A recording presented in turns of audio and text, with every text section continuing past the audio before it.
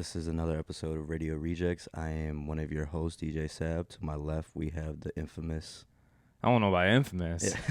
Yeah. I never started an episode like that. Yo, I'm the best ever.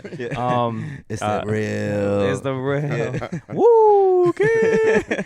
My name is Lou. I am one of the podcast hosts, as always. We like to have our guests introduce themselves and kind of what you're bringing to the table, of course, for discussion. So go ahead and look at that camera. Introduce yourself to the family. My name is Dario Durham. Y'all probably know who I am. I say that like I'm famous and shit like that. You know, like the rapper. Y'all know who it is. Yeah, right. Who is that? No, Dario Durham, local Chicago comedian. Been around for about 2 years now in stand up. Got an album out. You can see it. Right there. Yeah. Man, we're just going to talk about the journey today and how things got started, where I've been and, you know, the trials that I had to go through and what we got planned for the future. Yeah. Nice. So let's actually just go straight into that. Where did it all start? Man, are you from? So I'm from Chicago. From Chicago originally? Okay. We moved out, you know, family, you know, they move and you go with them as a kid. So, and life kind of grew out here in Plainfield. But, I started stand-up. Actually, I started comedy as a whole with Improv 3.5 years ago. Went to Second City, and that started because I was about to slap the shit out of somebody at work, so I needed an outlet. Okay. And, pretty cool story, man. I had like a little mini breakdown sitting talking to my sister and her husband at the kitchen at their dinner room table. And yeah, man, dude, what do I do? I was like talking to him, hey man, what do I bring to the table for anybody? And had that little mini breakdown. Actually tried podcasting. That was the first thing I wanted to do, was like do podcasting. I was like, man, I actually bought some equipment. I recorded a couple different episodes, chapter, whatever you want to call them, and I never released. They sucked, and I was like, this can't go out. Like, I don't know, what am I doing? I'm just like mad at this point. And I looked up Second City and said, hey, they got a podcast class, and they did. And so I looked it up, but you had the prerequisite where you had to take Improv A and B. And I didn't want to do comedy, crazy, right? I was like, I don't want to do comedy. Like, that's not what I want to do. I just want to do podcasting.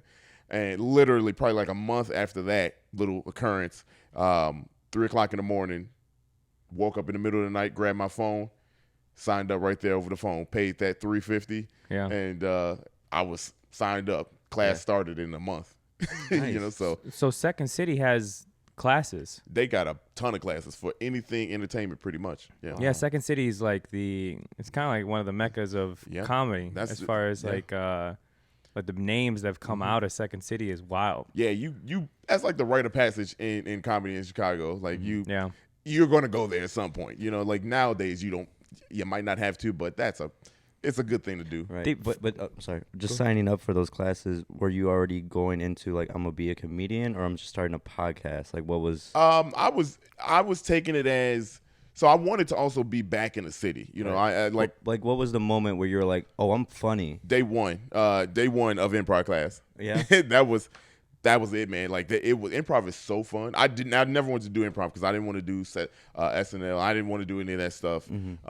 And... you go to that class and you deal with same people that people are like you know what I mean? Like, you just want to get out and either improve on the workforce or just improve personal skills. Right. Or just be a better person, just do something, meet friends. Right. And our group, we called ourselves, God, that's going to kill me if they don't get it. Your mom's friends from church. That was our little that was our little clique. And we stayed together because they had 5 programs, 8 weeks each. Okay. So it's about 40 weeks. Of class time, and we stayed together. Man, that's really extensive amount. Yeah, it's fun. They teach you a lot of things, man. And I was already outspoken, never had a problem like talking or anything like that. But that made me better. You know what I mean? That made me so much better, just in life in general. Like, everything was just no worries, man. No worries at all. Did you? This is kind of personal too. Were you someone that kind of got picked on, and then you were like, man, I got to get good at getting comebacks at them? You know what I mean? Was it like that type of thing where you just? No. It was. I was always a shit talker, so like I could. I gave it out. Yeah, I did. I was dishing, man. You know what I mean? I had glasses, but when I was a kid in CPS school, man, I had big nerdy ass glasses, dude. So I got picked on. Yeah. You know, like you go through the city and ride the school bus system. you got to learn how to defend yourself. So I had it in me, you know, right. but I was And I could fight too. and you know what I mean? yeah, don't get it twisted. It was, like, don't let these jokes fool you. You know? No, man, I had it in me, and it just made that transition to be a little bit more professional with what I do. Easier, you know. Yeah, Second Cities was that we ever talked about that? No, we've never talked about that. Second City, I mean, it's fun, man. I love the comedy world. Like every time I go to LA, I always go to the Comedy Store. Yeah. I always have to stop there. I've never gone to Second City, which is ironic because I'm from here. Yeah. But Second City, I mean, there's big names: Steve Carell, Tina Fey. Name anybody, Jordan. Yeah. You know? Anybody that's literally like one of the big names. Some of the SNL a lot of them cast members came from Chris Second Redden. City. That's literally like the pickings. Mm-hmm. They go there and they're like, oh, I'm just gonna take this person. Like that's why I think it was. I didn't know that they had classes, but now I can kind of see like you're pretty much. They have to whittle out people that are just kind of half-assing it. Yeah. And also two, they're prepping people like, look, like this is a place where you're gonna go and we're gonna make it a little bit easier for you to get noticed. Yeah, you can go work for them too. Yeah. And then that's a good resume builder, to be honest with you. Yeah. You know what I mean? That's say you went on Second City, and especially if you graduate. So the misconception is if you go through the A3 program or any of the main programs there, you graduate from Second City. Now, I went to Second City. I didn't graduate there because I don't want to take that credit from the people that actually go through. They have what's called the conservatory, which is after improv classes that you take. And that's more intensive than the basics of what I did. Okay. And if you pass that, that's when you get the red Second City shirt with the cursive lettering, the traditional lettering on it. Yeah. And if you get that, that's like getting a diploma. So okay. The people that go through that, which I had a lot in my class that did that, man, that's when you have really graduated from Second City. Going there is still cool. I don't want to take any credit from myself or anybody else who's done it, but when you graduate, that's where you get, but you don't have to graduate. Jordan, Michael Jordan, he didn't. Michael Jordan, Jordan Michael. Jordan Michael Jordan. Yeah, right. That's why he worked on his free throws. Yeah, right. Yeah, he said ha ha ha ha. Yeah, right. Yeah, that's where he got closed eyes and all that shit. No, he didn't graduate. You know what I mean? Like, he didn't graduate from Second City. He was really good at what he did, and he got kind of picked out of that. So yeah, possibilities are there when you go to Second City or any of the IO, Annoyance, any of those theaters. There's a ton of theaters in the city, man. You go there, you learn the craft. The opportunity is there for you. Chicago is the birthplace of it all, man. Yeah. Have you how long have you been? Did you say 2 years? 2 years in stand up, 3.5 years in comedy total. So I did the improv, and now there's a little gap if you do the math. 3.5 years and only 2 in stand up. You know, I don't consider that. I started stand up right after improv. And I quit. So because I had a bad set, so I quit for like 5 months, and then I came back November of 2017. So that's where my stand-up career started. So yeah, it seems like you're taking it full force. Every time I look at your page, you're like, man, I got this week. I'm like, you know what I mean? Like you're really attacking it hard right now, dude. Like it's one of those things where I know I love it now. You know what I mean? Like I know I love it. This is what I want to do. And last year was a huge growth moment for me because I finished the first year, but nobody knew who I was. You know, I did a lot of underground stuff, and it was for my own enjoyment. In October of last year is when I said, hey, dude, I'm going to figure this thing out. I'm going to just have a bunch of shows because I was only doing maybe 3 shows a month before October of last year. I went balls to the wall October. I had probably I don't know. I think at that time, a lot for me was 12 shows. So I was like, man, I did 12 shows this month. Yeah. And I just wanted to figure it out because I'm driving to the city from the burbs. I'm going to these shows that give me 5 minutes, 10 minutes at a time just to be there. You know, do I really want to do this? So I had to figure it out. And I did it. Fell in love, man. I knew I was like, yeah, I still want to do this. You know, I want to do it. So in November is when things really took off. And man, we up to by the end of this year with all shows I have booked and things that I can remember, we'll be at 294 shows. Wow. And mic touches is what I call them, not shows, but mic touches. So yeah. What do they say is the norm? Because I know every time they always say there's always that talk of if you have this many years, you can consider yourself legit stand-up, like a professional stand-up comedian. Yeah. A lot of the big names will say you need at least this many years or Man, look, I'm gonna be honest with you. I'm gonna tell all the people. I'm gonna look right in the camera because I don't want no smoke in the city. I don't know the answer to that one. Like, I'll be honest with you. Run your own pace. Run your own pace. Run your own race, man. You gonna find that groove that works for you. People will tell you 3-4 years in the game because it's been people 9-10 years more than that in the game and just now starting to make it. Exactly. And people look at me like, man, you only been in the game for 2 years and look at what you're doing. Right. So I personally don't think there's any rhyme or reason to it. You know what I mean? The industry will try to tell you and label that for you. But I'm not following that, man. Like I'm not, I don't know. I don't want to tell anybody that's listening that's going to watch and say, hey, look, 3 years, that's when you consider yourself a pro. Man, if you're funny, shit. It's gonna happen. Yeah, it's gonna happen for you. Do you feel like that leads to complacency a little bit? Like if someone's like, "Oh, I got a lot of years under my belt, so I'm funny." When people are like, "No, you bombed last night. Like you need to go back and write some stuff." Man, look, you gonna bomb. The bomb is probably the best thing that can happen to you. You know what I mean? Because that's where your jokes gonna be better. Shit, like I bombed so many times this year, man. Like on jokes that now. Hell, the joke that's on the album, right? That was a bomb. Like some of those bombed before they even made it to. I dream of putting them on an album, but like that bomb is necessary. You know what I mean for you to do it. So yeah, that complacency when people tell you to do something, dude, just run your own race, go at your pace, do what you have to do, hone your craft. There's a guy that comes to my mic. His name is TJ Stokes. This guy's funny as hell. This dude is funny as hell. You know what I mean? And it's saturated in Chicago. It's tough to get out of the city and out of comedy because it's a very competitive thing. But I keep telling him, man, you got it. Now, I don't care what anybody say. Like, if people listening right now, TJ Stokes got it. You know what I mean? Like, he's one of the ones, and I don't want to just call him out because there's a ton of other people. But, I mean, like, he's one of my good friends that I've met in the business over the last several months. So, dude, he's just an example of you could do whatever, man. Like, like 2 years in the game, 294 shows. Yeah, I never thought I could do something like that, and it wasn't like I was even counting that. So I want people to think that, look, man, he was doing this just to get a number up. Right. A guy was talking to me about how many shows he did, and I was like, oh, that's kind of dope. I was giving him like credit. He did like 300 shows. I was like, oh shit, that's dope. And then I started thinking about myself if I was to count, and I got up to like 100 pretty quickly, and I was like, oh, wait a minute. Well, let me actually count, see how many I did, and then you realize, holy shit, I did 200 plus shows, So,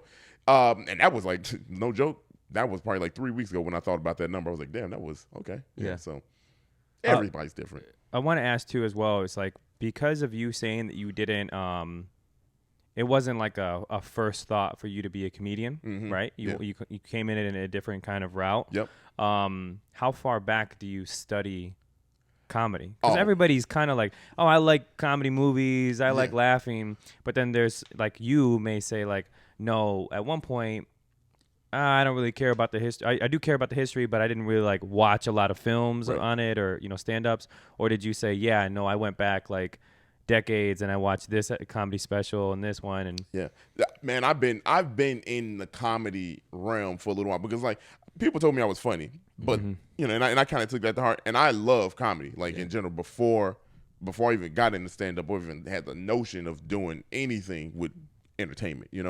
I've always been a part of like stand-up and loving it. Like Kings of Comedy is probably one of the first ones I would say I actually like paid attention to and said, man, this is actually cool, because they made it look really cool. You know what I mean? So if I had to label myself, and say, hey, being honest with people, where did your knowledge and history of comedy come from? I would give it a fair shake to say Kings of Comedy is what really did it for me. Now, that's not to say I haven't seen all the other stuff in the past. I've seen everybody, I've seen the big names that they drop and everything like that. We all know, we don't have to name them, but one of the people that actually really, really good that I love, and I loved him before, probably the Kings of Comedy was Robin Harris. I don't know if you know him. Yeah, he did Bebe's Kids. That sketch, which is cool. Like Bebe's Kids is based off of his comedy. So you know how like people kind of redo Kevin Hart's things, and how illustrative Bernie Mac can be, who's my favorite comedian of all time, by the way. Okay. That was one of his. He started that kind of thing where they took a whole set and kind of broke that up and made it a whole cartoon. Faison Love voiced his character, but because he passed away well before his time. Right. But if people go back and look at Robin Harris, that dude was funny as hell. He should be here now. He would be killing these kids. In my opinion, he'd be killing. I say kids. He'd be killing these. Whoa. Yeah, right. Yeah. You know, he'd be killing people right now. But yeah, my knowledge goes. I have the knowledge of all the of a lot of the greats back then. Because I used to watch it. You know what I mean? And I didn't have any knowledge, or I didn't know that it was going to be part of like my life. You know, but you know. I don't remember a lot of things, you know what I mean? I'm a realist. I'm not gonna say I remember a lot of stuff, but I know what I know, you know, and I know what's funny, and like, I can go back in the game if I wanted to. And it's nothing to kind of go back and study. I've studied a lot more now, a variety of people, you know, and you know, black, white, Asian, everybody, you know, like male, female, you know, you study everybody now that I'm in the game, because now I want to craft, I want to get good, I want to take pieces of everybody, you know, and Thanos this shit, you know what I mean? Like, that's what I want to do. I think it's probably one of the best times for comedy too, as well, because there was like a drought, not really a drought, but I think with the wave of like Netflix, there's pros and cons to it, where like eventually at one point you may ideally say like, I really would love to have a Netflix special. Like, that'd be ideal. Like that's the big thing. That'd be fun. And I feel like now too, there's no real like you're building your own brand right now without having a big name behind you, like a HBO, like a Netflix. So it's like I feel like it's gonna get to the point where you're gonna be creating your own HBO special without HBO or without Netflix. You know what I mean? It's just like, man, I got a whole. We could talk about that, because I want to talk about that. Yeah, you know, like that. About what? Kind of like what he was saying. You know, like going just self-branding. Where you were going. You were going with like the branding and that. There's so many ways you can go about it now. Netflix is probably the way everybody wants to go. Get on Netflix, get a special. Right. I want to. I'm not gonna lie to you. I would love to have it. I think it's good now too, if all these streaming services coming out now. It's now you have options to approach, not just like Netflix is the gatekeeper. No, Hulu's in there, Disney's in there. I feel like they're all gonna have their own stand-ups lines. You know what I mean? Yeah, and to your point, man, I want to build something where you don't have to. You know, working in retail, we call big stores the big box. You know what I mean? The bigger stores, the big box. I don't want to look at having to have a big box kind of dictate where I go. You know what I mean? Like, I want to be that creator that gives opportunity and kind of creates my own lane for myself. So with my branding, you hit it right on the head. That is completely my mentality when it comes to how I brand myself and what I want to do with my career. Right. I love what we got going on already, and if the opportunity arises to work with any of these companies that's out here, these venues that are out here, hell yeah, I'm gonna take it.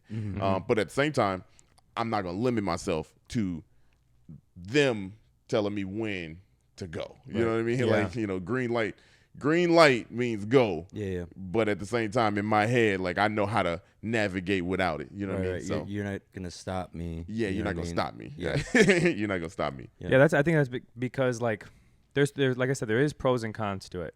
Because before, like, if you got a Comedy Central special, that was like big. Yeah. That was a 30-minute special, an hour special. That was huge. I mean, there's names that came from that. And then then it went to, like, you know, people have made career, like Sebastian. He's on Showtime. Like, you know, they're big names. He's one of my favorites. From our big names on, you know, like Showtime or HBO or whatever it may be, where now there's, you know, Netflix is kind of taking over. Yeah. But the pros and cons to it is that with you building your own brand, where I don't mean to, you know, have to say it, but, you know, we're in a time where it's like very sensitive sometimes for certain subjects, and with comedy you can't really like hold back. Right. That's when you're gonna really like get the you know, the true essence of like a joke or whatever it may be. With these companies that you're on, like a Netflix and that, you have that where I might not be able to say that. They may tell me to take these things out. Yeah. With building your own brand and your own like foundation, you don't have to. Nope. You know, I'm not held back. And I don't think any of the comedians now that are out, they're not held back. You know what I mean? Yeah. We are in a time where it's so easy to cancel somebody. Yeah. Based off of an immediate feeling. Yeah. You know what I mean? It's not a, oh, let me sit down and think about what this guy just said. Yeah. Process anymore. It's a, oh damn, did you hear what he said? Now I'm mad. Are you mad? I'm mad too. Let's get mad together. You know what I mean? Like that's what the time. Why am I even mad? I don't know, but you should be mad because I'm mad. Right. You know what I mean? Yeah, that's all we are in right now. And man, forget all that. You know what I mean? We're gonna say now. And if you want to censor yourself as a comedian, which I definitely don't think we have to at all. Yeah. And we shouldn't. It's called comedy for a reason. You know what I mean? Like, it's comedy. Right. But there's ways to get very creative. And I work with a lot of people that are super creative in how they say things. And they toe that line of, whoa, where's it going? And then you're like, oh, that shit was funny. The way they said it, it's funny. You know what I mean? So, look, we going to say what we going to say as comedians, you know, and it's these companies, they watch their dollar. You know what I mean? That's what they're concerned about. They're not really concerned about us, the comedians. You know, we can say whatever we want to say. We lose some money. Maybe if they have to cancel us real quick, we just going to get up and pick up and go somewhere else. You know what I mean? Yeah. Kevin Hart's still in the business. Right. Sebastian's still in the business. You know what I mean? Like, they tried it. You know what I mean? Like, we're not going nowhere. Dave Chappelle took down, like, the biggest deal of the century. Yeah. And he's still good. Still good. Dave Chappelle's still here. With Kings of Comedy, was that them doing it themselves? So did they get all together and do it themselves? It was like 4 all together or 5? It was 4 of them. So okay. At one point there was a fifth, but it's 4 of them that really did the tour. And man, dude, they all friends. You know, DL, Cedric, Steve Harvey, and Bernie Mac.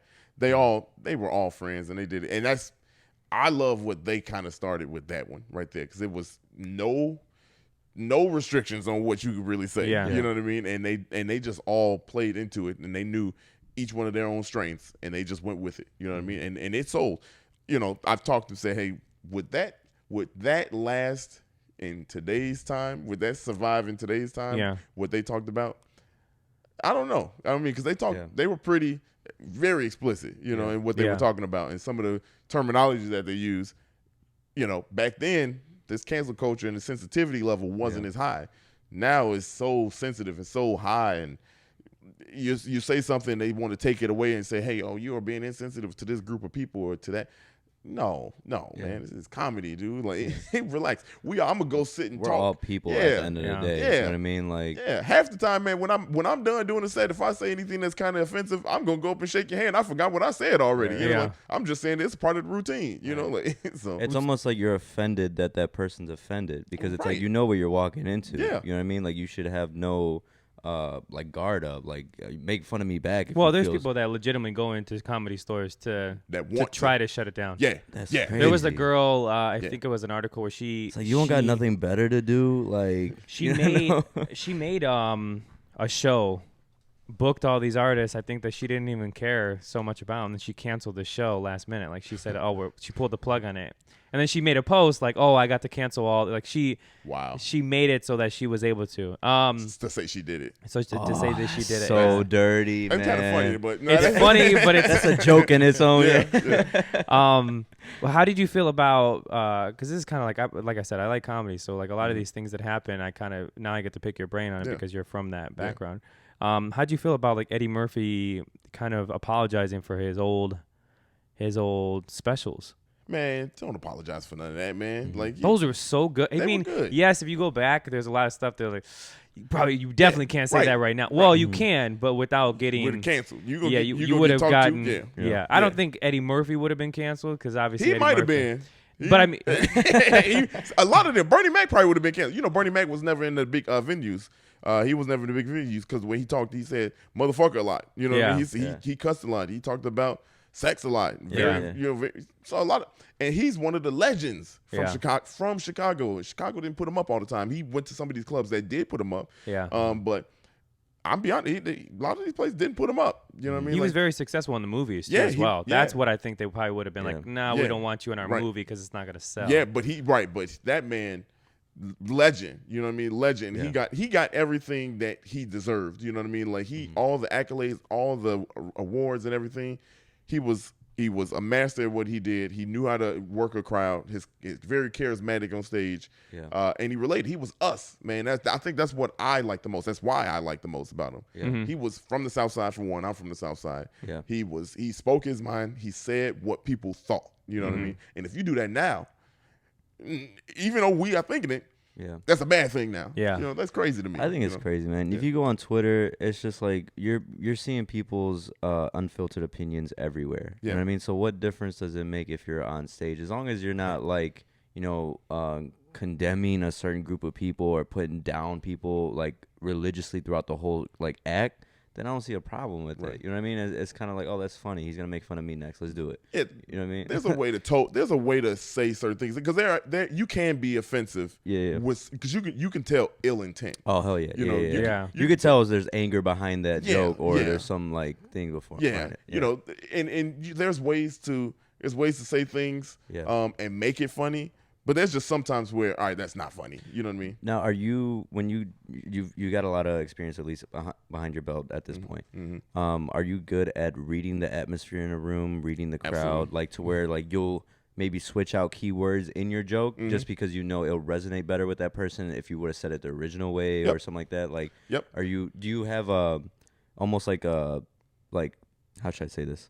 Like a game plan, like where it's like I'm gonna test them with this joke. If it get good reaction, it's gonna open this joke. Type thing. Yeah. So my process when it comes to, and I'm sure like a lot of other comedians, but like me personally, I know my material very well. Yeah. So all you got to do is tell me, am I doing 5 minutes, 8 minutes, 12 minutes, 15, whatever. Just tell me what I'll do. I'll figure out what to put up. Right. But then the process is I have different levels of, all right, if that doesn't flow, and we got to figure out how to transition, and this will be the transition if that doesn't work. Okay, I'm gonna just make fun of myself at the end of the day. Yeah, if this works, you know, sometimes you do. My material is making fun of myself sometimes. So, but then switching up words, it's funny you say that. I have a lot of jokes are geared towards my life. So my life, being a black man, a lot of times I use the word black people. You know, this kind of people. You know what I mean? Like, and I had a show where there's a lot of Hispanics, you know, a lot of Latinos in there. And all I did was change black to minority because our lives kind of cross a little bit. You know what I mean? Like we have very similar, you know, lives, you know, when it comes to parents, you know, when it comes to like work, when it comes to dealing with like everyday life. And all I did was say, instead of saying, oh man, you know how black people are.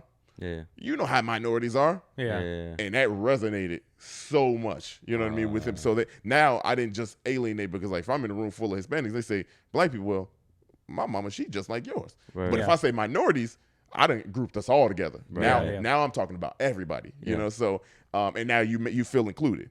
So yes, I do that. I do that a lot. You know, you can tell just by looking at the crowd. If you walk in this particular show back in, I think it was May, first thing I would walk in, nothing but Hispanic. So I'm like, okay, well, I know what I got to do. You know what I mean? Like that was an easy call for me. But that was, I'm glad you said that because like that's the key. If you do have to change up like little words, just little things. Man, that green light is on at that point. Do you have a heckle story? I have a few heckle.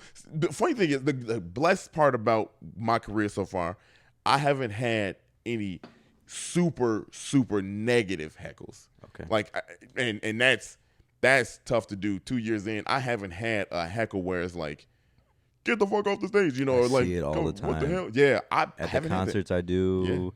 Like the openers, the crowd gets antsy and they want to see the headliner or something like that. Yeah, it's tough. The only time I had, not the only time, but this particular heckle, it was a little weird. I asked a question to start out the set, and it was a black guy. Funny thing, he didn't answer, you know, but then he wanted to like kind of mumble, and I heard him mumbling. All right, if you're not gonna answer the question, and if I move on, now you want to start talking, slow down.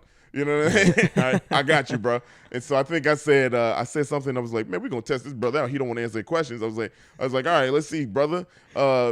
Big Luther, little Luther. You know, like, cause he wasn't talking before. Now you want to say some shit when you know once I move on. And so then the whole room laughed because I was like, we're gonna test him out. We asked the question like, how many black people in here? He didn't want to say nothing. Now he wants to, so that was the one time that was a slight heckle.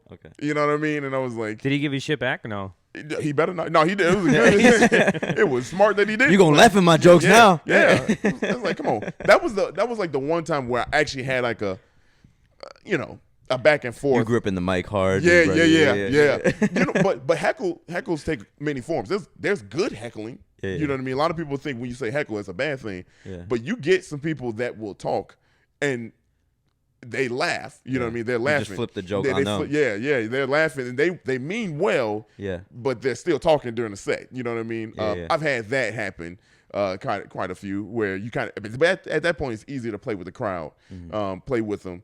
You just got to shut them up quick. All right, move on. So that's kind of my thing. All right, look, I gave you a little 15 seconds. All right, you're not gonna stop this train. Right. I have gotten hit on during stage, like that, and that's a heckle too. Yeah. That's kind of like a good flip, though. You can kind of. Oh, you could definitely spin that. You know what I mean? Like all you got to do is I used to have this thing where I say, "Oh man, hey man, I'm single now," and then all of a sudden, like, and then they start, she's single too. You're like, all right, cool. I'm not single anymore. I can't see you. Yeah, right. You just prove it. Yeah, right. Like and so that kind of stuff happens. That's fun, but if I like the happy, like, cause I deal with that. That's no problem. Mm-hmm. Yeah. And so as far as like your sets, do you have like a full hour? No, I don't have no hour. That's tough. That's like That's tough. I could probably struggle through an hour. You know what I mean? Like, but I can comfortably get you to about 35. That's still minutes. good. Yeah, you can still do a 30-minute. I can do 30 too as well if you really want to. Yeah, and honestly, if I really worked it, I can get you 45. Yeah, I can get you a 45, but an hour is only so much riffs you can add to kind of fill that space. Because a lot of times with a 45-minute, 30-minute, 45-minute set, a lot of that time you can use as filler. You do play with the crowd for a little bit, so that there's another 5 minutes there. Like so.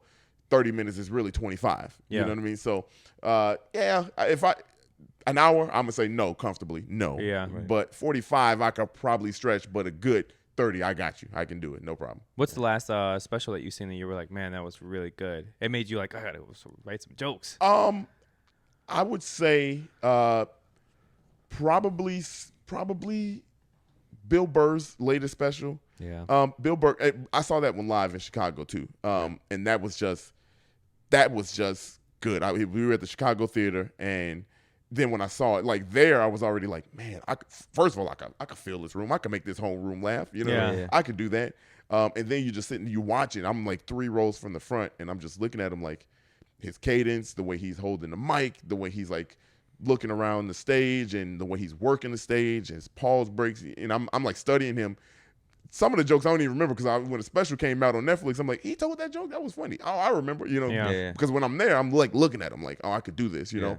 That's probably one that I would say was the latest one that kind of made me, I can do this. Yeah. The one that made me change a whole setup, though, was Dave Chappelle's, the one he dropped, I think it was 2017 New Year's Day. The first one of his comeback? Yeah, the first one of his comeback. When he released, it was like two part. Yeah, was it the first one or the second one? The first one. Okay. Because he put two out, together at the same time. Yeah, the second one was he was in a bar. He was like in a bar smoking. Okay. The first one though, that's where he made the Bill Cosby joke, right? Yeah. Man, he made him like a superhero or something like that. Yeah, that's a funny ass joke. Yeah, and he was talking about the Asian lady, like about the CDs. That's the one that made me change a whole setup, because I remember I had a set that we were going to do. Yeah. I was prepared for it, and I felt so good about it. And man, I saw that and I was like, dude, like the way he just crafted that was so incredible. You know what I mean? And I'm like, I immediately was like, I can't go with what I got. Yeah. Mm-hmm. So I redid my whole thing. Same jokes, but I kind of formatted it and changed it and added little one-liners here and in between, maybe the dead space that I had in the joke. Yeah. And that was one that had a direct impact on my material, like a direct impact, because I changed my whole thing up. And then good thing is that thing hit. It hit. What I mean? So I was his when he does his callback jokes, those hit. That's what hit. That's what I love those, man. Yeah. Where it'll be a joke that he said 20 minutes ago. That's what made me change it. Yeah. That and I did a callback from the beginning to the end. Yeah. Crowd. I mean, I was like, all right, I got to do that. And I could. That takes some skill to do. Yeah. Now what I do is I work in. It depending on where I am in the lineup. I listen to the crowd and like what people say in the crowd, and even if they don't think I'm paying attention or what the host is talking about, and kind of feed off of that, and I mix it into a joke that I have. My eye doctor joke. I mix that in now. Whatever they said during a certain part of my set. And every time that I've done it, I've been doing that for like last 2 months now. Yeah. And every time people are like, oh, he was listening. Oh, wow. Because, they forgot about that little thing. Right. Yeah. But it was significant enough that if I call it back, oh damn, that's smart. You know, like that dude is good. You know, Right. so I've been doing that lately. Yeah, he's pretty good at doing that. Bill Burr is like Bill Burr has that show on Netflix too as well. Mm-hmm. F for Family. Yep. But he's so like angry. Yeah. But it's controlled anger, though. Yeah, it's controlled anger. He's so good at it. Yeah. Another person I like is just controversial, though, because obviously what happened was Louis C.K. Yeah. I think he was hilarious stuff that he's done, too, as well. Him, Chappelle, Bill Burr. I'm excited. That's why I said I'm excited for it, but there's also, like, you get a lot of kickback for it, too, as well. Yeah. Yeah.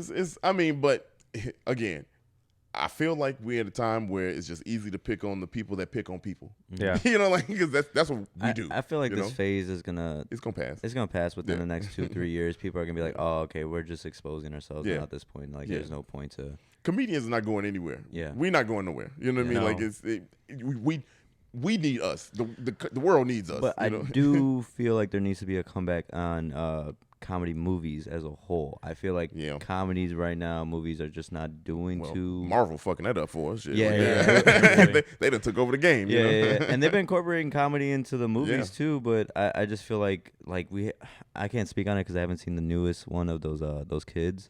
But I just feel like we haven't had like a super bad moment recently or nothing like that. You know what I mean? Yeah, we haven't. Well, I don't watch a lot of movies, so I don't know. But I mean, I feel like it hasn't been like a movie like that that's kind of been like a cult classic. Yeah. You know what I mean? Because that's usually what those are. Like American Pie. You know, we can quote. I'm old now, but so I can.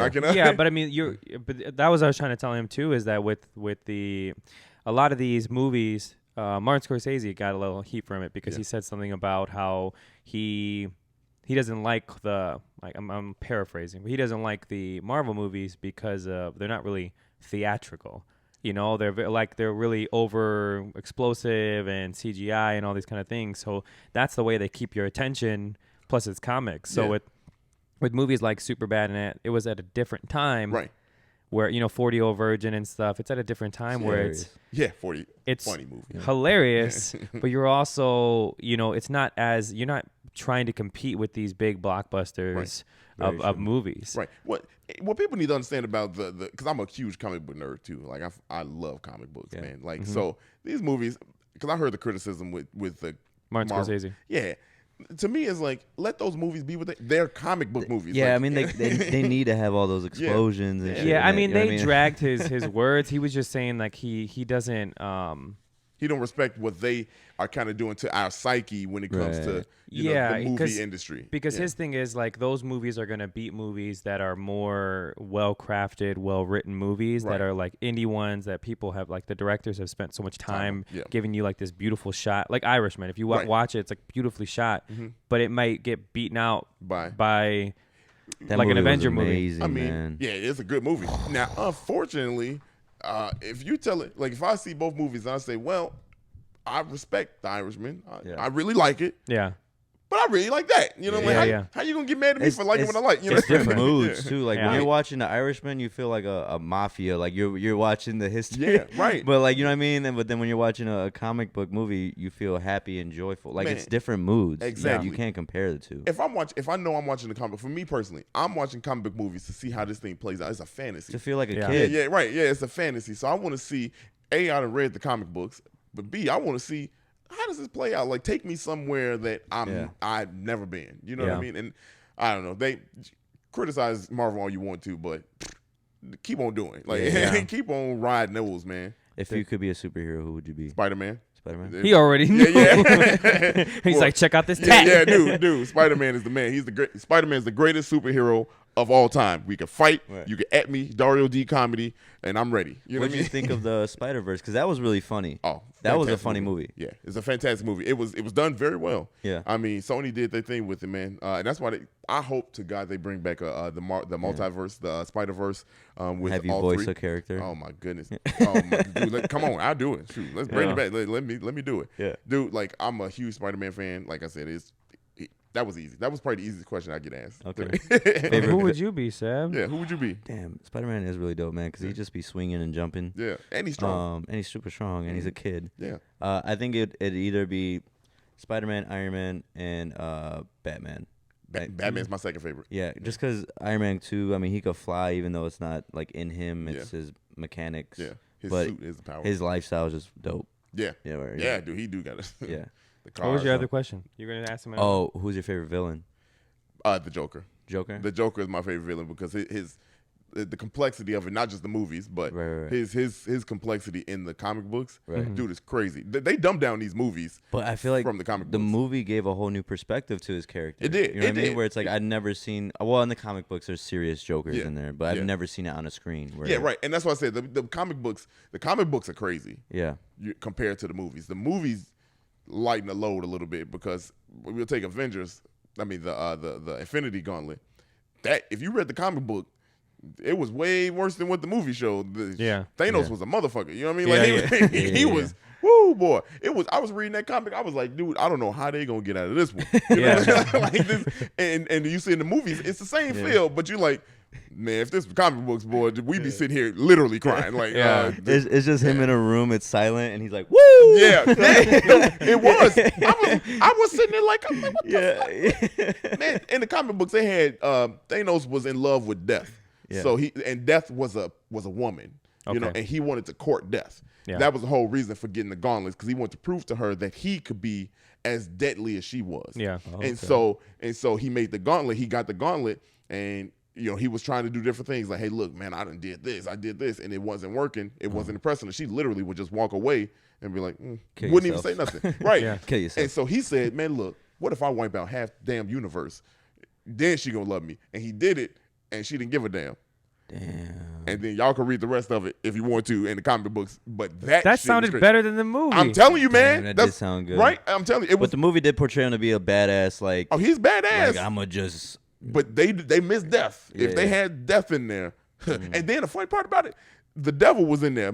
Mephisto, he was in the movie. He played in the comic books, and he played a big role in it. He's the one that kind of get Thanos to take the glove off. He tricked him. The devil was being the devil. Yeah. The devil tricked Thanos to get the glove off. And that opened up the door. That's the whole thing is that like even that was like 3 hours, Man. and they still couldn't fit everything that they wanted. It could have been 10 hours. It could have been 10 hours. It could have been like a series. But there's so much context in a movie too, because you got to explain what character is doing behind the scenes to lead up to the big event. So it's like you saw it. I mean, you followed Iron Man and SpiderMan, and Captain America was doing some stuff with T'Challa, and like you got to give a lot of context on what they're doing at the moment. Yeah, I also think that's why Marvel had the better hand than DC, because DC's trying to do that same formula. Will give them their own little backgrounds. They were impatient. But they're rushing it. Yeah, so right. much. Yeah. Marvel did it over 10 years, and they're trying to do it in two maybe. Yeah. That Justice League movie was forced. It was forced, man. They starting over with the Joker now. I mean, like the Joker. I'm excited for the Batman, man. Yeah, with the new start of this. He doesn't want Robert Pattinson. I think Robert Pattinson's gonna do good. I think he'll be fine. Yeah, I think he's gonna do good. I just see Twilight too much when I look at him. No, and that's I actually think he's pale. He's like mysterious. Yeah. He could play that role, and he's really good actor. He is a really good actor. And shit, Hollywood makeup. Are they gonna make his hair black, blonde, brown? What are they make it gonna do? whatever that money makes, man. Yeah, right. Whatever. Like I don't know what. Boy, if they don't, they'll redo it. Shit, look what they did to Sonic the Hedgehog. Boy, they. they'll do it. Oh, that's very true. The fans might. Yeah, fans, we gonna speak. And they gonna be like, you know what? Let's go ahead and CG that bad boy's hair. You know? Yeah. I think he's gonna do good. Me too. I think though, if they go in the same, don't be Disney fluff. Right. Do the Joker-esque, like that, very dark. That's DC dark. You know, you kind of want to see that, like the whole. So if you like comics, I never understood Superman versus Batman. That does not make any sense to me. Like I don't matter Superman how can much. look at him. I don't know how much money you're gonna have, and just disintegrate the man. Like I'll shoot you with my laser eyes. Yeah, it's funny. They want to create this narrative of a misunderstanding, and you know. Batman was the local hero. You know what I mean? He was the hometown hero. Superman was his alien. They wanted to create him as an alien, you know, and we don't know what side he's on, even though Superman was helping us out. You know what I mean? And then you know, Batman, stop that man from doing whatever, you know. So they wanted to create that narrative in the comic books of let's fight, but then you're not gonna have Batman lose. You know what I mean? Like you damn not. He don't even lose he loses to Joker, but they both kind of lose to each other all the time. So you're definitely not gonna have. He's the Captain America of DC. You know what I Yeah. mean? Like, you know, so Yeah, and even if he loses, it's never. The only thing is like that's more of a mortality type thing with Batman. yeah. Than Superman is like, come on, bro. Right, Like, right. like, Yeah, come on. exactly. So they make just Batman so smart. He can make anything because he got all the money too. Not only is he smart, but he got all the money in the world. So Yeah. you know, you can't. I don't care what alien you send at him. You know? But that's why I like this new era that they're gonna go back into the '80s, where he doesn't have all this high tech. Yeah, You know what I mean? he's Where just- he has to really be a detective. Yeah, right. And he was a detective. It's like people Yeah. realize. That's what people don't even realize DC stands for Detective Comics. I didn't know that. I didn't know that too. You said that right now. Yeah. You know what you should listen to if you like podcasts too? There's someone recommended to me. It's called Business Wars. Mm-hmm. Okay. Have you ever heard of that? I've never heard of it. So Business Wars, they'll take two individual things like a Marvel, DC, and they'll give you over 6 episodes the kind of breakdown of those individual like rivalries, or like Adidas and Nike, Sony and Oh, or that's PlayStation 4 and Xbox, whatever it may be. And so that's how I kind of knew a little bit more of like Stan Lee and the because DC was the front runner for the longest time. Yeah, they got more time in. And then they didn't kind of adjust with how Marvel was coming at it, and then obviously you got like the movies and SpiderMan and all that kind of stuff. Marvel was more woke, if you want to say. Yeah. They adapted to real life circumstances instead of just playing in this fantasy world. Yeah. like DC did for a little bit of time, and then that's where Marvel is so advanced now. They're so progressive in the comic book world. They just announced that they have a transgender character now.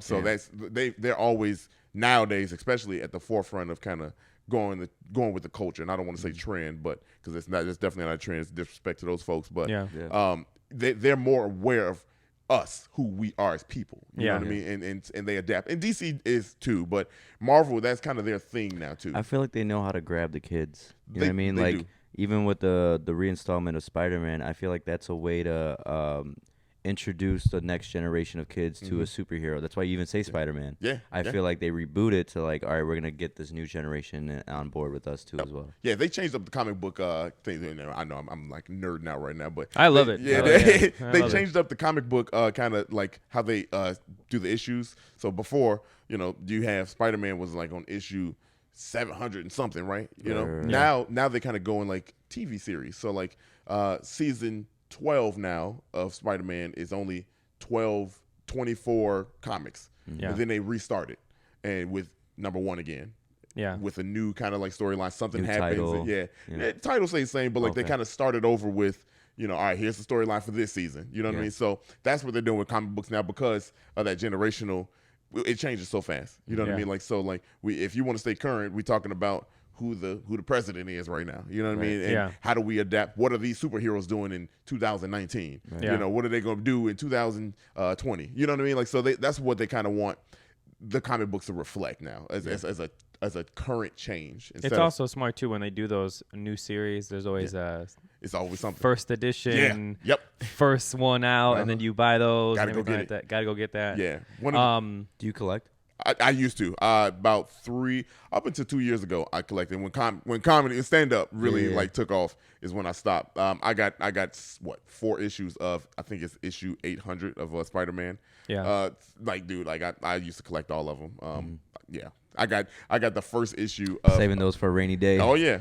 I got the first issue of Black Panther. First issue appearance of Black Panther. Ooh. Yeah, which is Are we talking like 80s, 70s? Yeah, like? yes, I think it was the 80s. Yeah, in the 80s when he appeared, it was in Fantastic Four. Oh, okay. Yeah, so I got that one. Yeah. That movie was Fantastic. like, super successful. Yeah. For being like a majority of it an all-black cast All too black, as well. That was a big thing. Yeah, right. About time. The album. I don't think the album gets a lot of recognition. If you the listen album with to Kendrick. One of the best albums of all. Dude, TDE produced the whole thing. Crazy. that should have won multiple awards. I mean, but you still had like Spawn. Spawn was a comic too as well. Yeah. So it wasn't the I'm first. excited for that reboot. No. Yeah. But it was the way they told the story, and honestly, Black Panther was what Black Panther should have been. Like it was. That's who the character was created. Spawn was like an anti-hero. Yeah, he was an anti-hero. Yeah, he was. What about Blade? Blade was an anti-hero Blade's too. an anti-hero. Yeah, he was an anti-hero too. He was a hero to me, bro. He was, yeah. But it's like a personal hero. He's not like trying to save the masses in a way. Yeah. Right. Yeah. He does what's necessary for his role, and it's right. Yeah. You know what I mean? Like the Punisher is an anti-hero. Blade was a badass, man. He was a badass, man. I loved his car. Yeah. What do you have, a Camaro or something? Yeah, he was whipping, bro. He was That was like John Wick before John Wick. Yeah. That's a good point. Yeah. Punisher is like John Wick. Yeah. The Punisher is like, Yeah. Are they making that again? Because they canceled it because of Disney bought up Marvel. Man, that first series was crazy. They should bring him back. He was good. He was good. He was really good. He was good, but man, like he was a cop killer, so that's a tough thing to talk about. You know, like, it was very emotionally draining too, man. When I was watching I felt very depressed watching the Netflix Punisher. I mean, his life was depressing. his life, he lost his leg. You know what I mean? Like, and like I said, the big thing, I don't know, maybe I could be wrong, but he was a cop killer. So I mean, that's tough to. That's tough to sell. Yeah, it's tough to sell in this time and age because where you gonna make your story? You can't just change your story up. You know what I mean? Like, well, even like with Disney buying Marvel and then obviously having Marvel on the Disney Plus and everything like that, Netflix stopped production on both Punisher, a lot of their comic-driven ones, even Daredevil. Yeah. And Daredevil was good. I thought Daredevil was good, but they're not going to do it anymore. I feel like they will figure it out. They're going to bring it back somehow because, man, they're never done. Comic books don't die. But those are good actors too that were playing those too as well. Yeah, I feel like they're just not characters that are done right yet. Right, and that's they are rebooting their whole thing with Daredevil and everything. They rebooting everything now. So like they look at Joker. They just brought Joker back from how bad, in my opinion, the Justice League and Suicide Squad portrayed him to be. I didn't think it was the best. I think that was a good start too. That was a good. This Joker is a good start if you're gonna reboot the DC world. Yeah.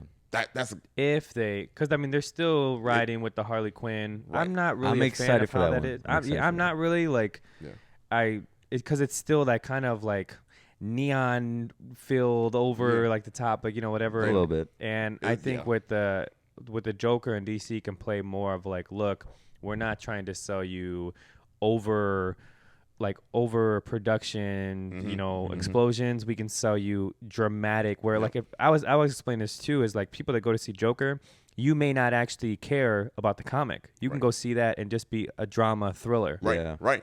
Right. So Batman, Batman could just be someone that's a mask. It's just Batman. Yeah. Right. I'm just going to see Batman. Yeah. Which if they do it right, that's where you want to be. You know what I mean? That you want to be there, but also have a tie-in too. So if they do it right, I'm rooting for them because I love the Batman and Joker storyline. I love DC. I love DC so much too, man. I feel like they have so much potential with the characters they have. I think if Christian Bale and Dark Knight that came out now with this Joker, they would destroy. They would wreck everything because that was perfect. That went so well together. It would be perfect. Now, if Marvel does what I hope they do, and they do Avengers versus X-Men, if they do that, that's like the next wave, isn't it? I hope so. I pray because if it is, there's no coming back from DC. Because the X-Men is coming. I mean, they're but we don't have who's the guy that plays Wolverine? Hugh Jackman. We don't have Hugh Jackman. They'll find somebody. They'll give him money. He was so good. Logan was so good of a movie. Logan was a perfect way to end. Yeah. And if because who owns X-Men? Do they own them now? Yeah, they own them now. They own they bought Fox. They bought Fox and Universal and everything like that too. I think so. Yeah. Mm-hmm. So if they do that because they have to do the next wave. Yep. So Civil War and all that's done. Yep. The Infinity, it's all done. Yep. So now this big crossover thing of like. I think they're going to multiverse now though. Yeah. They're going the multiverse route, which again, if they do the multiverse, which it could do with what's his name. Doctor Strange. No, not Doctor Strange. What's his name? Mysterio. Yeah, I mean, like he could be the way of dropping into these different universes. He was like he opened up in the comics. He did. He was one of the many multiverse openings. But he opened up the multiverse for the SpiderMan. Okay. So if they do that. They could cross these over. Yeah, because now, do you think they would use the same X-Men series that they've already established? Would they reboot it? Confusing a little bit. I'd say start over. Yeah, start over. Do it your way. Do the people that you cast. Now, the one person that you probably should take is Hugh Jackman. If you can get him back, that'd be dope. Yeah, get him back. But everybody restart it. I mean, now they had some good actors, or have them act. I don't know how they would do it, but that'd be probably money to get them to redo, and I don't know, but cast it over. Start your way. Do it your way. You know what I'm a big fan of? That's like a sleeper XMen. The guy that has the cards. Oh, Gambit. Gambit. Yeah. I feel like he would be a dope movie. Channing Tatum was supposed to play him. Supposed to play. Yep. Mm-hmm. Yeah. Gambit has, but that's the original X-Men. If they do the original, like the core, man. Yeah. Ooh. You got Disney Plus? No, I don't, man. I don't. See that original, like the comic, the original X-Men series comic? That's it. Yeah. Yeah, man. If they start, man, if I watch that, I'm a That's one of the living room. My son was asleep. I was one of the best intros of all time. Yeah. I don't have Disney Plus, so I can't relate. Dude, it's dope. The Juggernaut was coming out. Yeah, dude. Oh man, you had the first Storm, episode. Yeah, Storm running through, like flying over. Yeah, I think we should start a movie company. What do you? Let's do it. Let's do it. All this knowledge. Right. Let's do it. Okay, let's go back. Yeah. You remember just spent like 30 minutes on. You remember the movie with Mos Def and Jack Black where they remake all the movies? Rewind. Yeah. Be Kind Rewind.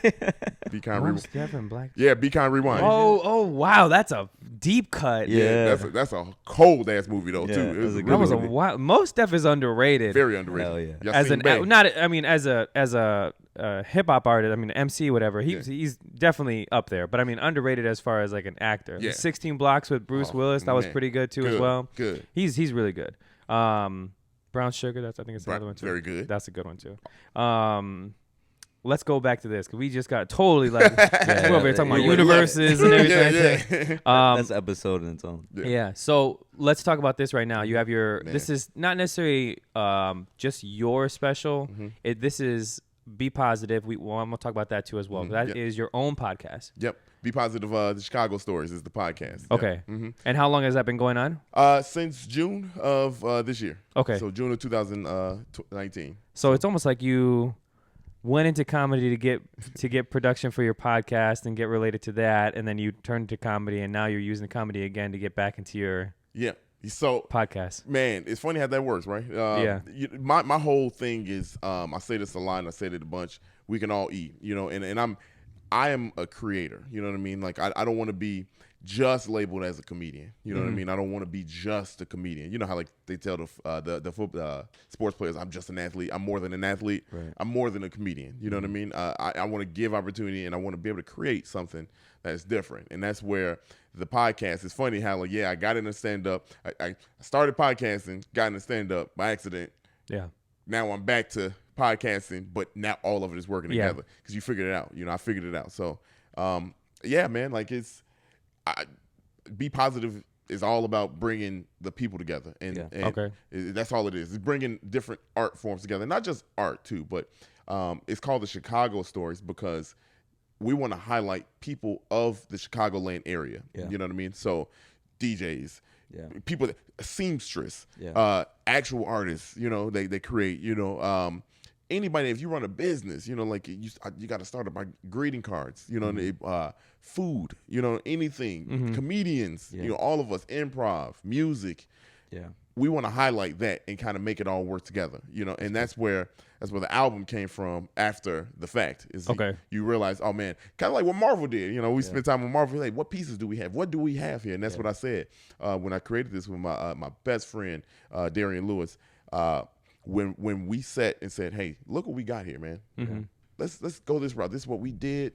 This is what we're doing. And this is what we can do. And that's where let's bring it all together. Let's try it. I love how even though it is your project, you show that it's not just you. Like you're almost an embodiment of these people that you have behind you. Mm-hmm. You know what I mean? You want to know where I got the cover album from? No. Where you got Dave Chappelle's Block Party. Okay. Oh, yeah, I can see that. Yeah. I was trying to figure out what is it. I was like, man, I've seen this style before. I just don't know where. Yeah, and I wanted it like that on purpose because I want to show that, when you put out an album, it's almost like it could come off as a selfish thing, and it's not. There's no disrespect to anybody that has an album by themselves. Because eventually I would love to do one by myself, but not right now. It's not my time. Right. I feel like my time is to kind of bring everybody together, and that's what I want this to show is that it's not about me, but it's about the people in there, and that's why I want to make sure all their names are on the front cover. Yeah. Their visual was on the front cover. Mm-hmm. Yeah. And it was fun. They kind of encompassed the city, so that's what I wanted. So. Any one of them can go off and be next biggest thing. You never know, including yourself. Yeah, and I want them to have something that they were proud of, and that the city can be proud of. You know. And so who's is Darian Lewis on here? Yeah, he's Which one is he? Darian Lewis is right over my to the right there. Yep, that's him. This gentleman. Yep. Okay. Yeah, that's Darian. Yeah, he's that's my boy, man. We started this whole thing. Is your guy TJ on there too? No, not this first album. Okay. This first album was a big secret Okay. to a lot of people. You know what I mean? And I think when at the creation, that's tough to keep a secret. With What this was the many reasoning people. for a secret though? the reason for the secret was I didn't want it to be a show until that Dario was dropping an album. You know what I mean? Like or what it was. I wanted to show that we didn't need all the theatrics and all the glamour of I'm having an album. Come to the recording of the album and here's this, and I didn't want all the hoopla of it. I wanted to just show action instead of, hey, I'm going to do something that is bringing the people together. You know what I mean? I want to show it and say when it dropped, oh damn, he really did it, because it started out as a joke. It started out as a joke that I was going to drop an album. You know what I mean? And then Darian kind of like, he said it in a very nice way, man, you're a comedian, because I used to go around telling people I'm a rapper. Darian, I know Darian for 14 years now, and he said jokingly one time, you are a comedian. I don't know why you keep saying you're a rapper. Right. And I know Darian, and I know Darian meant, brother, own your craft. Yeah. And so I stopped saying that I was a rapper, but then I thought, I was like, well, what if I did put an album out? You know what I mean? Like we called it the mixtape, but I used to call my stuff the mixtape before I was on the scene, because when I did the Verified Labs at Laugh Factory as a year-long competition last year, and I made it. That's how I kind of made myself into the Chicago scene, the mainstream scene. And I used to tell people, hey, my crew people that knew me, man, I'm gonna just drop the mixtape on all these people, And so all that over the last year, up until we really conceptualized the album about 4 months ago now at this point. Okay. All that, I said, well, let's just do it. I told Darian, let's just do it. And I put up the people that I wanted for this first one. I told them, hey, don't say anything. Give me a clip. We'll put it together. And there we go. We got it. So beautiful, man. We only made it. People knew once because it's all a learning process. We started the Be Positive Productions company to kind of drop the album, because you needed something to give when you put it out there. When you put an album out, you need a label to label it under, and we need something. So so that was that. And the only reason why people even knew that it was coming out when it came out is because I fucked up the date. I fucked up the timing of the release. It's supposed to release on 11/4, and I had no knowledge of releasing an album, so I just thought, I'm gonna release album. Let me send it up to the distributor, and they gonna approve it. Dude, it was like red flag after red flag. I had to change the album cover. So you see the stars, how they got the little white in the stars. Yeah. There were initials in there. They had in each one of the stars that had initials of each show that I produced, and I had to take those out. That was thing one. Why was that taken out though? Because it wasn't anything. What they told me, it was nothing that was on the album. It was nothing that was physically on the album that I can attribute that for. So every word that was on the album had to be labeled somewhere on the album, as a feature or something like that. Wow, they were going through the works. Dude, it was crazy. You see how I got featuring all the people on there? Yeah. Because I had the word featuring, I had to list them, each one, and they had to be listed as a feature by that name on each track. So it was, or at least on one of the tracks each. And I did it as it was their song the first time, and they told me to send it back and say, hey, no, they got to be listed as a feature. The guy tells me after the fact, if you change the word feature to with, then you don't have to do it. But because you use featuring, I was like, come on. Damn. So what happens when like Travis Scott's Astroworld, where you don't see who's on the album? But it's because it's on the artwork. Reason why I had to do it is because I said it on the artwork. Gotcha. Now I could have easily done it and said, hey, I told the Ashley Roline, she made the album cover. I could have told her, hey, just take feature out and change it to with. Okay. And not had gone through all the hoops that I went through. But I said, no, they did enough by taking off my personal stuff. Fine. But I'm not taking off the features. Right. I'm not changing all that up. I'll work with what I have to work with to make it right. So, out of respect to all the artists that were on here, so I kept it. I kept it that way. And the album came out. and it's funny if you look it up, it's going to say 11/4, but the album didn't come out on 11/4. It came on like 11/22.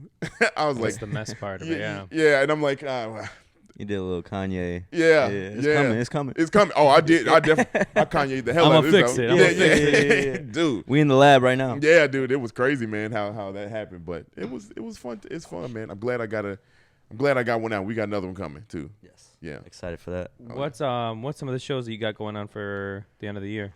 Man, end of the, by the time this comes out, This is gonna come out the 30th. So let's talk about shows after the 30th. After the 30th, or what you got going on? Better January, yet, February. let's what do you have going on for 2020? 2020, we already got about, I think, 15 shows lined up already. Nice. As far out as April of next year.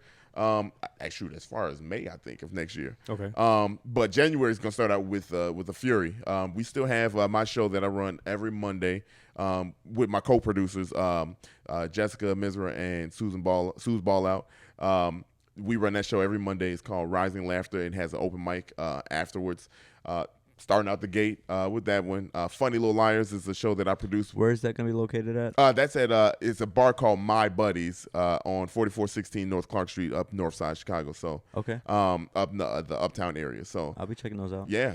And then the 5th we got coming out the gate with that, also the same 2 producers, and we added Natalie Tolan. She's on there as the 4th producer for the Laugh Factory show called Funny Little Liars. Okay. Killer lineup. That's on the 5th. We have what else? There's a lot going on. The 7th, I'll be at the House of Blues, so come check me out at the House of Blues in the Foundation Room. I love the Foundation Room, by the way. Yeah. Then there's other things going on that month. I think I'm doing like a little acting, like on 11th and 12th. Okay. And January is just, I think that month alone I have. Some acting roles. Yeah, We're going to see you in a big screen?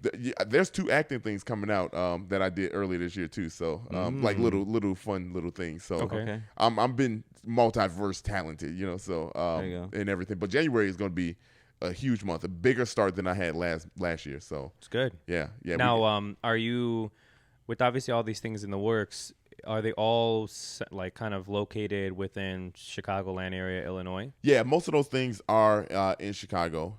Pretty much everything is in Chicago. I have some things that I'm looking. We're starting with me and a few other guys. I don't know if we should say it right now, but Okay. we got a show. We got a show that we're starting. It's coming out in February. Okay. And it's the first show. We're gonna have a show in Joliet at my barbershop. Okay. So it's gonna be it's Black Run. Okay. So that's gonna be a different thing. And we got some really cool producers who are local comics in the city also. And that's gonna be one of the first ones where we kind of venture, my personal thing, I should say, where I venture out more so in the suburbs area. So If you need equipment, audio, mics, let's bro, I'm already Make it thinking. happen. Trust me, we gonna talk. Yeah. we gonna We'll talk. help, bro. We'll Yeah. love to be a part of it too Yeah. as well. Oh yeah. Oh, I take inventory. Is of that going to be everybody. like a bi-weekly series? Right now, I think we're doing 2. Yeah, it's gonna be bi-weekly, so it's Okay. gonna be on Saturdays primarily. So twice a month. Nice. We got some cool ideas with it, and really, really good guys that's working on it. So that's gonna be one of the first things. I have something else that I want to bring out to the suburbs also. But we got some things in works. We got along with the 2 albums coming out. So we're looking at March. We got the Woman's album coming out, and then summer, late spring, early summer for album number 3, which Okay. would be the sequel to this technically. So Okay. Nice, man. Now, have you tried to go to any other states, or you kind of just want to get the? Well, you just did a New York tour. I didn't go on tour. It was more vacation in New York, Okay. but I did go on tour in to Pittsburgh. Okay. With my friend Kevin Bucky. He is from Pittsburgh, and it was a tour for his birthday, and we did some fun stuff there. Aliquippa was so fun. It's a city in like a suburb of Pittsburgh. Very, very, very fun city. We did at the I forgot what club we were at, but it wasn't a club. It was you know how we had like the American Legion type thing. It was like one of those type of things. So Just a place with a stage. yeah. And it was crowd was fantastic. Pittsburgh was fantastic. Then we went to Erie, Pennsylvania, did a show there, Okay. which is I think about an hour, if I remember correctly, like an hour and a half, maybe 2 hours away from Pittsburgh. That was an interesting show. Very interesting show. But yeah, so I went on tour there, did that a little bit. Went to Cincinnati this year with my friend Zacho, Ryan, and Eric and Diego. We did some things there. Where else? I feel like I'm missing something. I feel like I miss. What's on? Do you have a list of places you want to hit for sure in 2020? Like you've been scoping out. Like, man, I need to get in this spot. Yeah, I want to go. So I want to go to New York and actually do some things there. Okay. I want to go. I love New York, by the way. Like, I just love New York. I've never been, but I gotta go. Dude, you'll fall in love. It's like Chicago, but a lot bigger. Chicago is home. It's always gonna be home. But the vibe, I love New York. I want to go to LA. Are you a fan of Bodega Boys? Yeah. The podcast? Yeah, I am. I kind of been listening to it a little bit. I've been listening to more podcasts now since I have my podcast. So, Okay. You know, it's so difficult though for me to like kind of get into because I'm doing a whole bunch. That sounds so corny. No, you're busy. Yeah, I mean, yeah. it's tough to like It's catch tough. up on things when you're that busy. It's hard. It's hard sometimes you can catch up on our own, podcast, you know, like catch up on life. Like, man, I ain't. That's why it's funny. It's good to I gotta like go just see a kick doctor. it. Man, dude, that shit. Yeah, for real. Yeah. But it's cool to just kick it sometimes. But I want to go to LA and do LA, and then locally, there's a shit ton I haven't done in the city. As much as I do in the city, there's a lot that I haven't done. I haven't been to Zanies. Right. I haven't been on a lot of the shows in Laugh Factory. Even though I have a show at Laugh Factory, I'm kind of doing my own thing there. But I haven't been on some of the shows there. There's just a bunch of stuff that I haven't done, like little venues, little shows there. So I want to do those. That's the goal for next year. Do you have a manager right now? I don't. I'm doing it. I'm doing your all. own manager. I'm doing right Chance the Rapper style. So Yeah.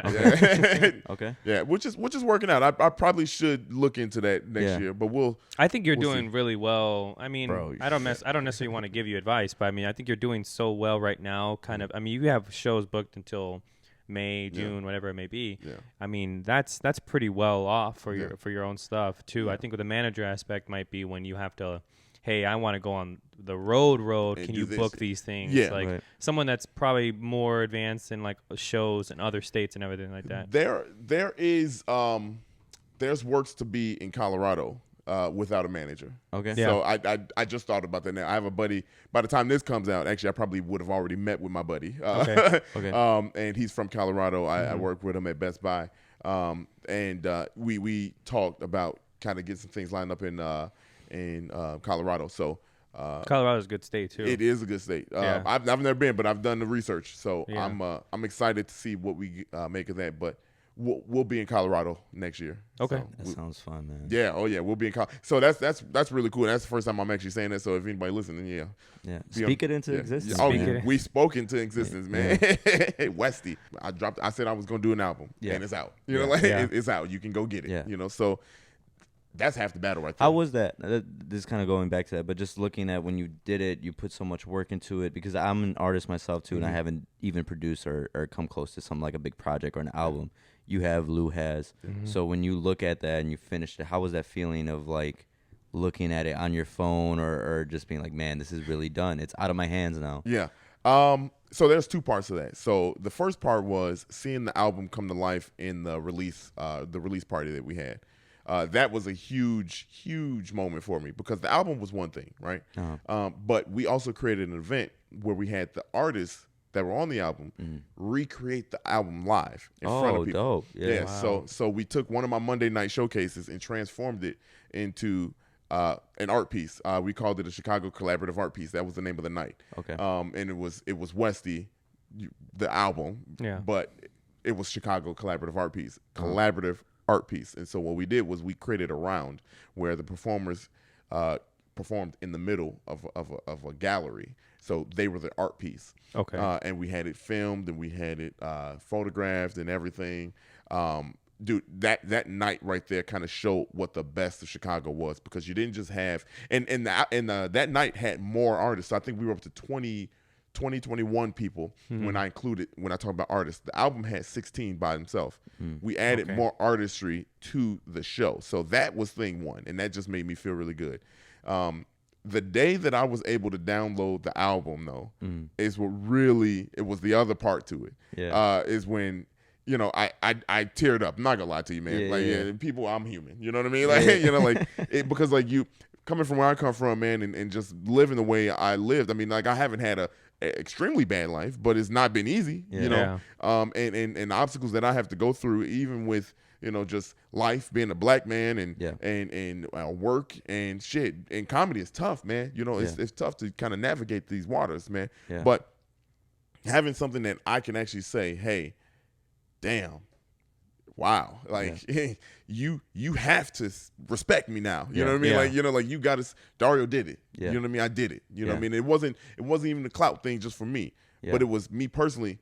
I look myself in the mirror. Dario did it. I'm looking in the mirror, telling myself Dario did it. You know what I mean? You know, so dude, and I just hope that's anybody that gets the album, you listen to it. I don't care if matter of fact, I don't want to make a sale. You could buy it though for $10, but you know, I don't want to make a sale, and that's not what it's about. But the fact that I was able to do something for other people and kind of highlight other people in the city instead of just having it it's all about me. It wasn't an album about me. It's about us, you know, and we spoke this into existence. That's why the title was so key.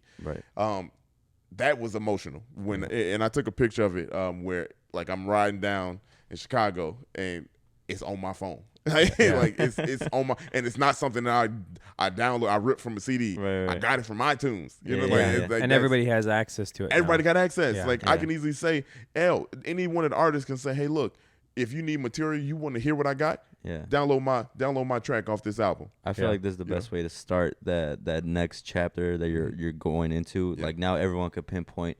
Yeah, I was a part of his thing that he did. He got everyone involved. You know what I mean? Look at him now. You know what I mean? Where it's just it shows a testament to where it's like you need to, like, in order to get to where you want to go, it's gonna take putting that limelight on other people and giving them a platform with you. You know what I mean? You got we can all eat, and I'm gonna say that till I turn blue in the face. This city is big enough for every type of artist. Podcasters, musicians, comedians, artists, you know, like spoken word, because we got spoken word on here too. You know, like a lot of people don't realize that we got spoken word on there. You know, kind of a lost art, or not a lost art, but like it's swept under sometimes. You know, with all the other entertainment we got going on.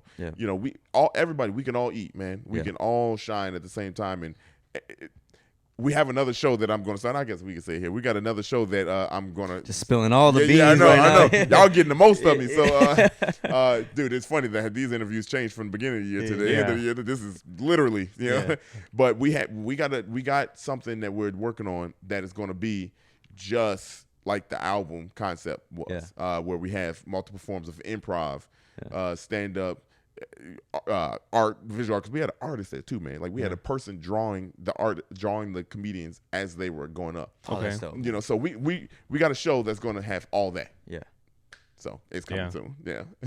Well, you said this one was filmed, correct? Yeah, we filmed it. We're still working on the edit. So okay. I was about to ask where can we find that? Yeah, we're what's this picture you pulled up? Is it from it? I just wanted a picture of the background. This looked like a good. That was a successful night. Yeah. So at the time, this recording, that was when is that? That was Thursday.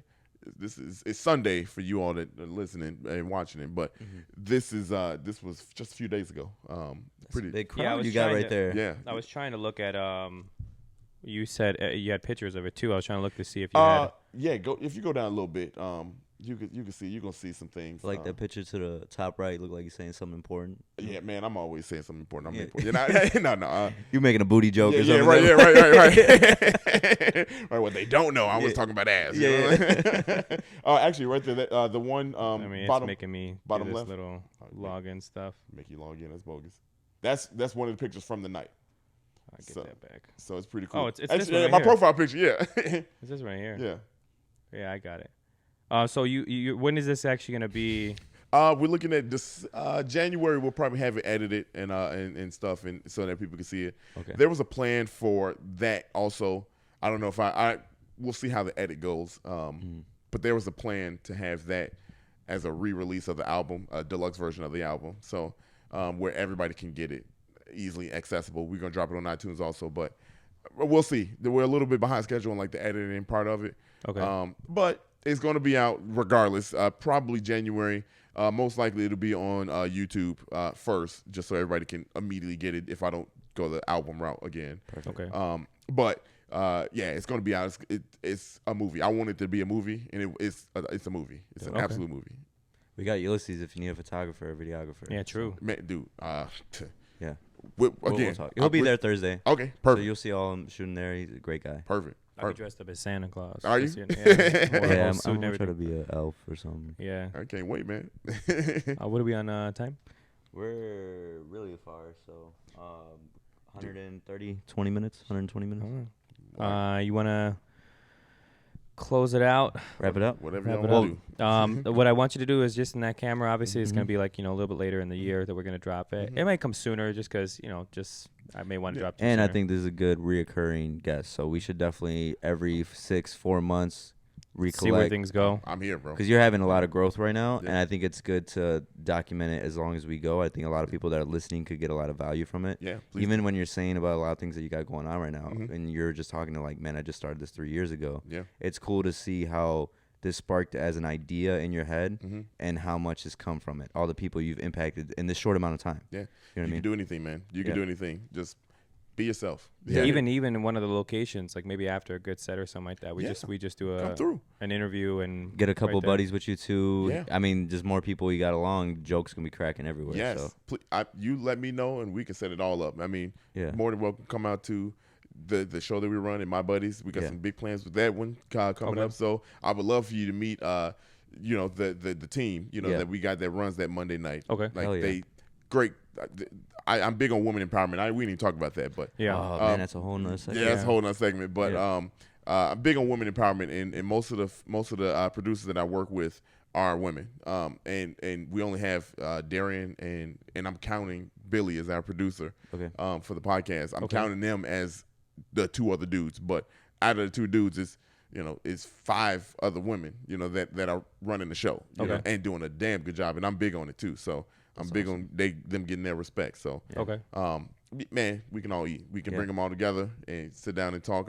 I'm sure they would have some stuff to say. Hell yeah. They got some good growth stories too. So, man, I'm excited. It's fun. Okay. Yeah, it's been fun.